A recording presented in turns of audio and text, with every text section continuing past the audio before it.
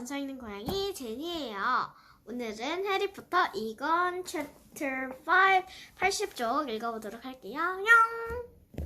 Harry hurried over and together he and Ron peered into the great hall.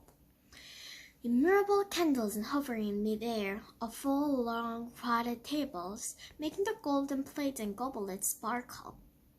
Overhead, the witch ceiling, which overreared the sky outside, sparkled with stars. Through the pores of printed-back Hogwarts hats, Harry saw a long line of scared-looking first-years fighting into the hall. Ginny was among them, easily visible because of her vivid Weasley's hair.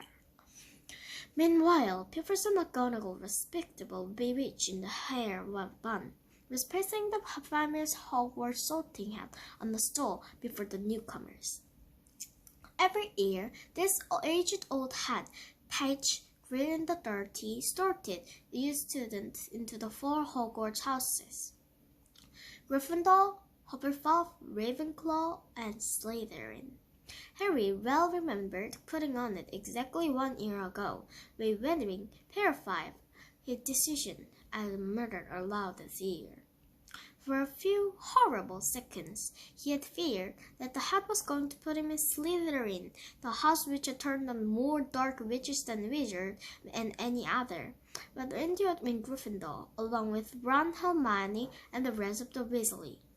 Last term, Harry and Ron helped Gryffindor win the Hogwarts Championship, beating the Slytherin for the first time in the 7 years.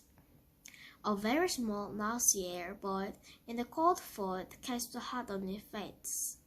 Harry's eyes wandered past him to where Professor Dumbledore, headmaster, sat watching the sorting from a state table.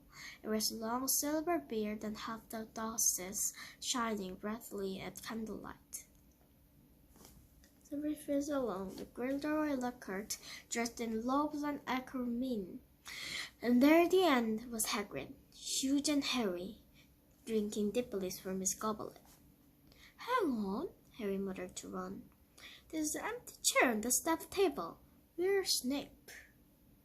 Professor Severus Snape was Harry's least favorite student.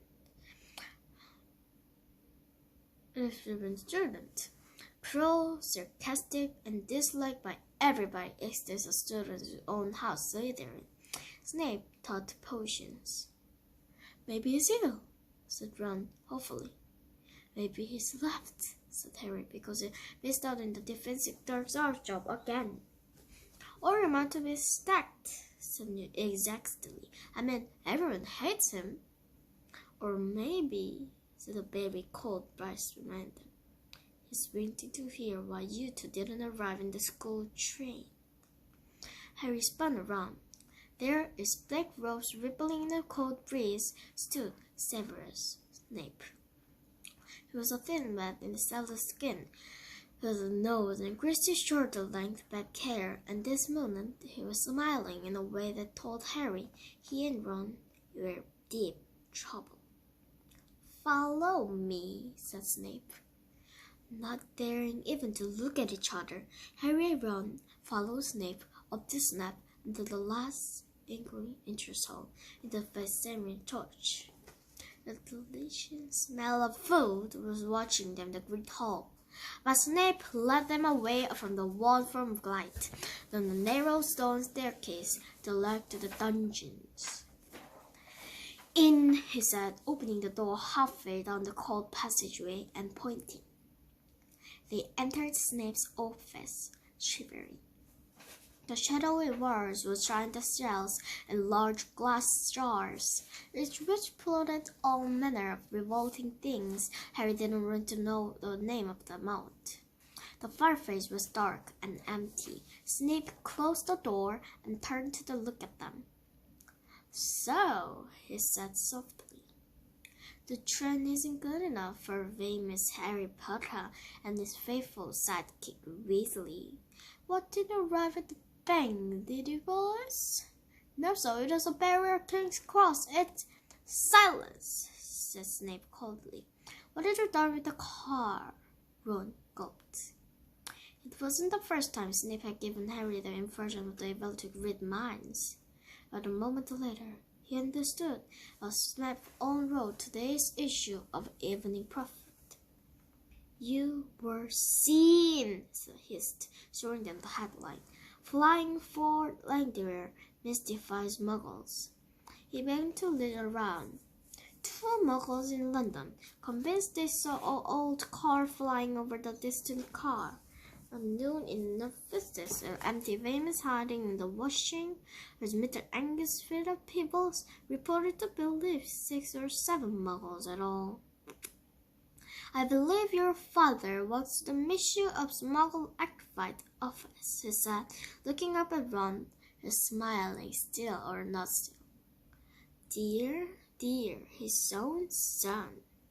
Harry felt as though his dream whirled in the stomach by the one of mystery larger and precious. If anyone found that Mr. Weasley had bewitched the car, he hadn't thought of that. "I noticed in my search of the park, the suitable damage seemed to be done to a very valuable Whomping Willow," Snape went on. "That tree did more damage to us than we," Ron blurted out. "Silence!" snapped Snape again. "Most unfortunately, you were not on my house decision to expel you, and not rest of we. I should go fetch the people who do have the happy power. You will wait here." Harry and Ron stared at each other, white-faced. Harry didn't feel hungry anymore, and now felt extremely sick. He tried not to look at the large, slimy something as it stopped pending in the green shops behind the stairs. If Snape had gone to Professor McGonagall, had a Gryffindor house, they're hardly any better off. She might be fairer than Snape, but still extremely strict. 10 minutes later, Snape returned, and sure enough, it was Professor McGonagall who had accompanied him. Harry had seen Professor McGonagall angry on several occasions, but either he had forgotten just how thin her mouth could go, or has never seen this angry before. She raised her wand, and the moment she entered, Harry and Ron with which he barely fronted it in the empty fireplace, his stream suddenly erupted. "Sit," he said, and got back into the chairs by the fire.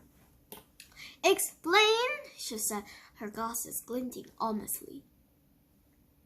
Went into the story, starting with the barrier and the station refusing to let them through. "So we had no choice. We were so we got on the train. Why didn't you send them an owl?" "I believe you have an owl," Professor McGonagall said coldly to Harry. Harry gasped at her. Harry said it. That seemed the obvious thing to have done. I didn't think. "That," said Professor McGonagall, "is obvious." There was a knock in the office door, and Snape, now looking happier than ever, opened it. There stood the headmaster, Professor Dumbledore.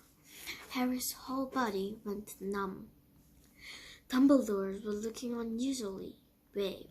He stared down his very crooked nose at them, and Harry suddenly found the son wishing he had run and still being beaten up by the Whomping Willow. There is a long silence. And then Dumbledore said, "Please explain why you did this. It would have been better if he shut it." Harry hated the disappointment in his voice. For some reason, he was unable to look Dumbledore in his eyes, and spoke instead to his niece.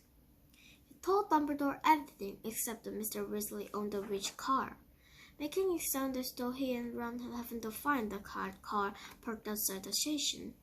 He knew Dumbledore would see through his sons, but Dumbledore asked no question about the car. When Harry finished, he merely continued to peer at them through his spectacles.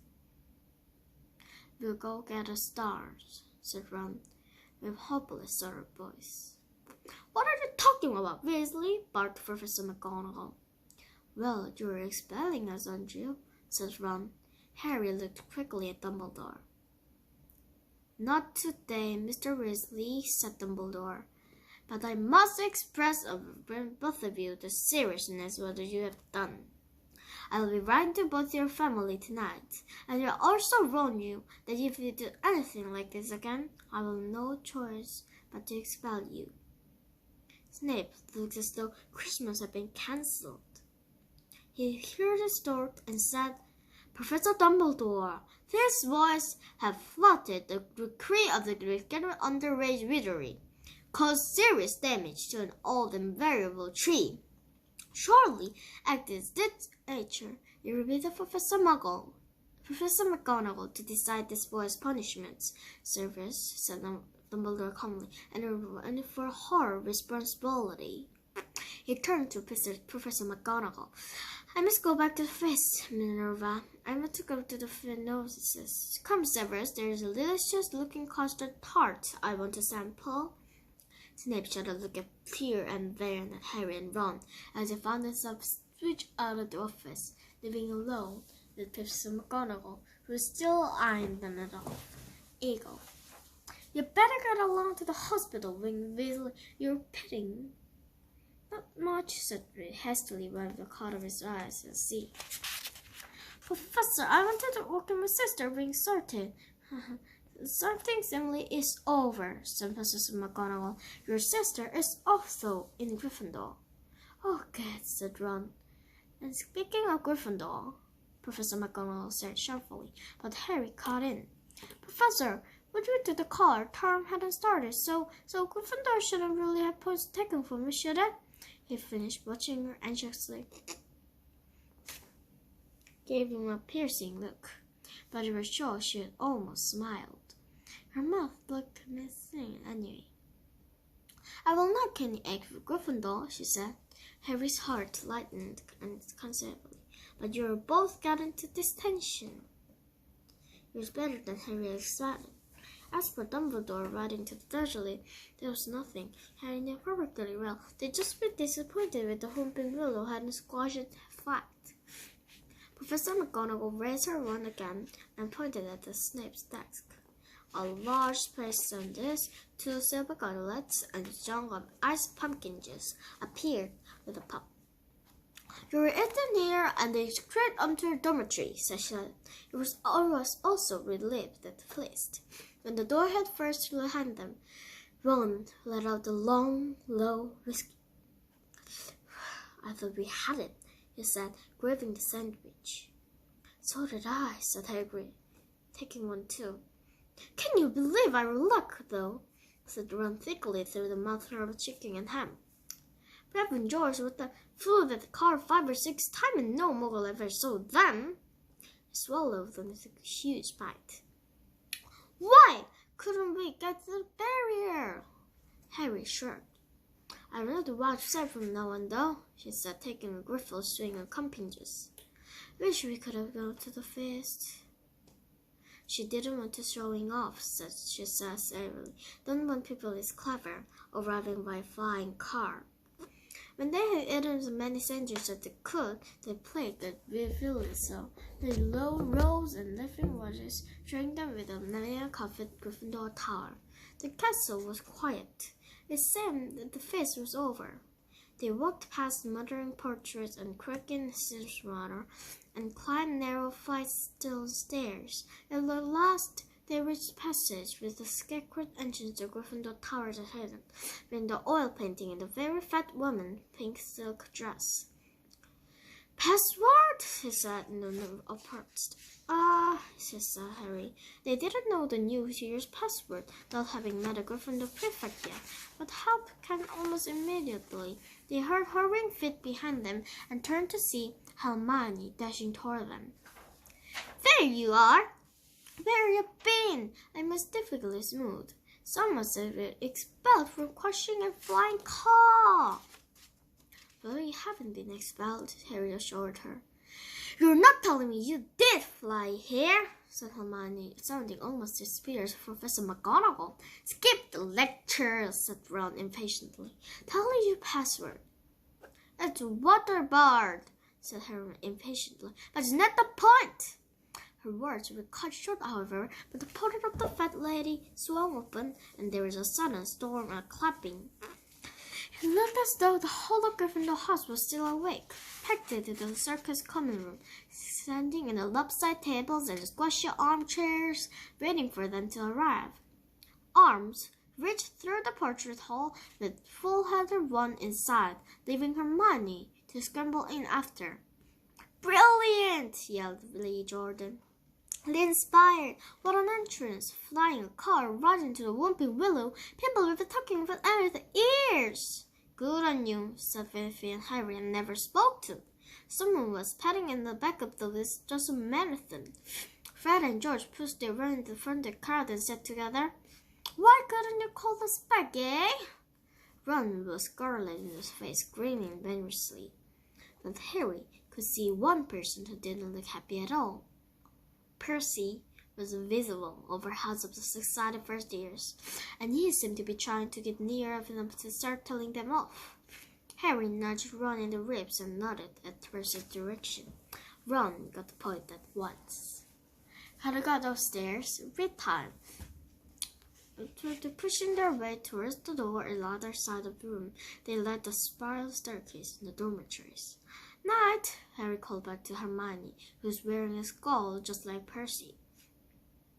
They managed to get on the other side of the common room, still having their bags stacked, and gained the pace up staircase. They hurried up and right in the top, at last reached the door of the one dormitory, and now heard a subway say, "Second years."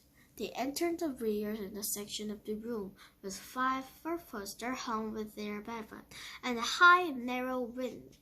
The trunks slightly brought before them, twisted to the end of their beds. Ron giggled guiltily at Harry. "I know I should really enjoy there or anything, but..." The dormitory door flew open, and in came other second-year Gryffindor boys, Seamus Lincoln, Dean Thomas, and Neville Longbottom. "Unbelievable!" beamed Seamus. "Cool," said Dean. "Amazing," said Neville, awe-struck. Harry couldn't help it. He grinned too. 그럼 재밌게 보셨다면 구독과 좋아요 꾹꾹 눌러주시고 다음 해리포터 시리즈에서 만나요. 안녕!